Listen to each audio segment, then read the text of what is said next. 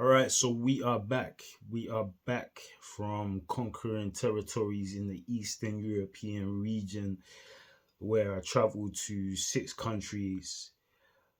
First, starting off in Albania, then Montenegro, in which I traveled with a friend.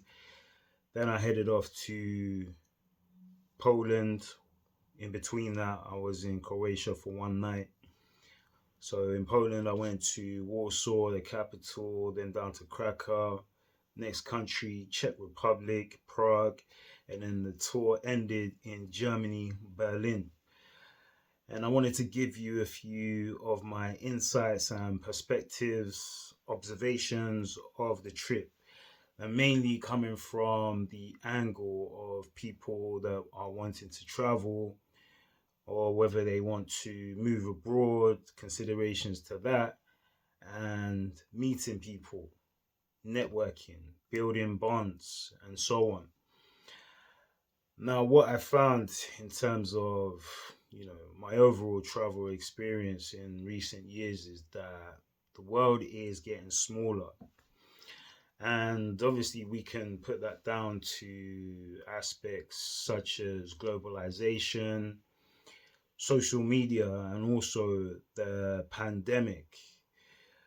When you travel to a lot of places, you'll find that the setup, the structure is very similar in most of the Western Hemisphere. And that's understandable with the advancements of technology and the way governments have put things into place, money being switched around. Um, I didn't expect, the eastern side of Europe to be far behind at all, but it's just that everything feels familiar. It feels the same. People are very much the same, doing the same things, going to the rat race. They dine out, they have entertainment all across the board. Is pretty much a copy and paste. People are wearing the same clothing, dress sense is the same.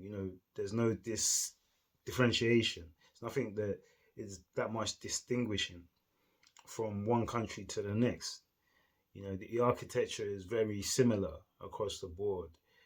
And I think obviously this is not only in Europe, but this is across the world. I remember traveling to Philippines in 2017, and they had a lot of clothes and malls and stuff like that that were very advanced and had similar shops to the ones that we have. I'm here in the UK, and even when you look at the younger generation, Gen Z, Gen Alpha, they've got this kind of hobo look, and even abroad, all the teenagers or the young adults, they dress very similar. And I'm sure the mindsets are pretty similar as well. And so yeah, if you are traveling and you have the intention of meeting people, just understand that just because maybe you're from the UK or France or Spain or wherever it may be, that doesn't mean anything. You're not that different. Globalization, people have emigrated, and you'll find all sorts of people in these countries, and you're not really seen as exotic.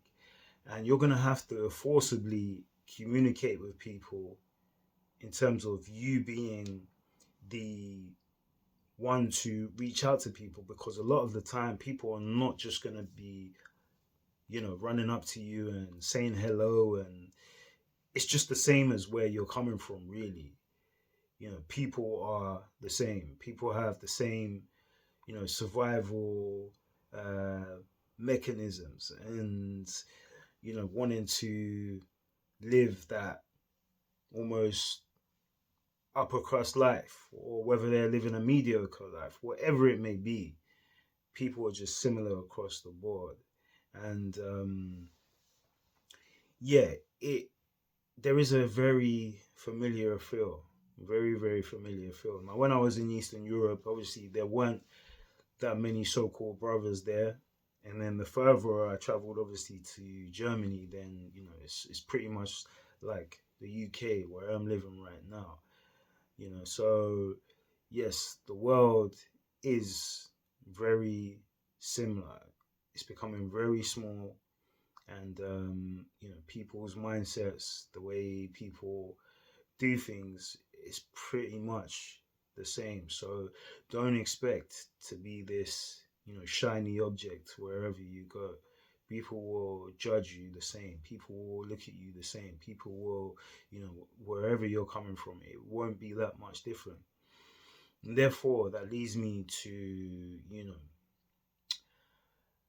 understand that the big shift is online, where you're going to find people that are like minded, that you have maybe strong bonds, strong ties, common things um, that you'll resonate with, or they will resonate with you, because the reach is far and wide. Whereas when you're going abroad, you're gonna meet a few people, and depending on where you stay, what type of accommodation, let's say hostel or hotel, there's gonna be big differences. And for me, obviously, like I said in the last video, hostel accommodation was once upon a time, and I think that's for a particular age group.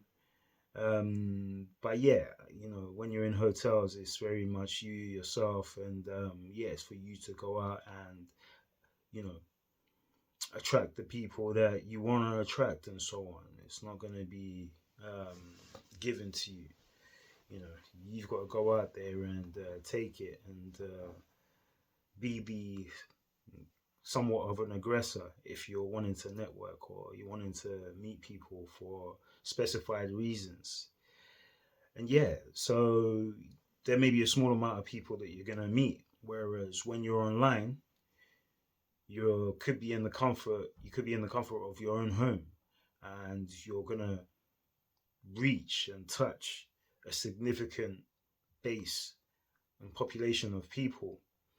And that's not to say that you shouldn't travel. Travel is amazing, especially solo travel. I'm going to be doing more trips traveling. But just to say is that you have to put the effort out there when you are trying to meet people. And it's just the same online as well. Obviously, you have to put things across in terms of, finding commonalities with people that, resonate with your message, your story, and so on. But like I said, the reach is far greater of finding people that you may generally, get along with, and they love your message, or you love their message. You see it obviously with people that have subscribers and so on. And if they have a significant amount, but that doesn't necessarily convert as well into people that you're building strong connections with. A lot of the time it's just your number, and yeah, they are maybe extracting, or they are monetizing that, but they don't necessarily build strong connections unless they have maybe a community behind the scenes. But from the ones that I've observed, a lot of the time they are not present, and they leave it to other people to you know go through their material, their resources, whatever it is that they're selling. It's not actually them at the forefront of it. So this is to say that even if you have a small subscriber count, make that count in terms of those being a solid group of people, and not just people that are leeching.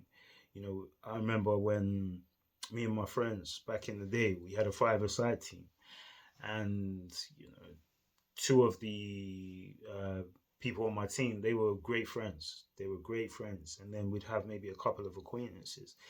But then to find a sixth, seventh, eighth member, it was very difficult. And it wasn't necessarily just about the talent. It was whether they bonded with the team. It was whether we could trust them.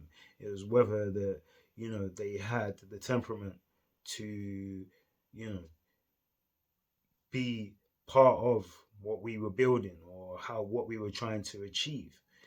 So therefore, we had to have, certain qualifying aspects for people to join the team. And it was very difficult. Just imagine in your everyday life and in your adulthood, how many new solid friends that you could maybe say are soulmates have you met? since school, since maybe you went to college or university.